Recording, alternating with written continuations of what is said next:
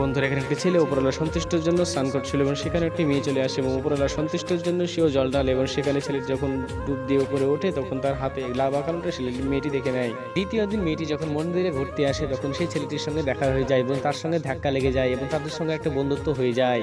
তারপরের দিন ছেলে এবং মেয়েটি তাদের সঙ্গে বন্ধুত্ব আলাপ আলোচনা তখন হয়েছিল এবং প্রেম ভালোবাসার মধ্যে জড়িয়ে যায় তারা একে অপরে। তারপরের দিন মেয়েটি একটি জায়গায় ঘুরতে আসে এবং সেখানে আসার পরে সে সেলফি তোলে এবং সেখানে সেই ছেলেটি চলে আসে এবং তাকে দেখতে পায়। ছেলেটি মেয়েটি সেলফির মধ্যে চলে আসে, কিন্তু মেয়েটি যখন পেছন থেকে দেখে তখন ছেলেটি নাই এবং তার পাশ থেকে কিছুক্ষণ পর ঘাড়ে হাত দিয়ে মেয়েটিকে ডাকে।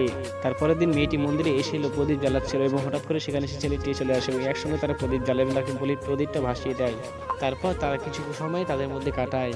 তারপর মেয়েটি ছেলেটিকে তাদের ছোটবেলায় কথাটা বলে, যখন বসেছিলাম তুমি আমার জন্য খাবার নিয়ে এসেছিলে এবং আমরা দুজনকে খাইয়ে দিচ্ছিলাম।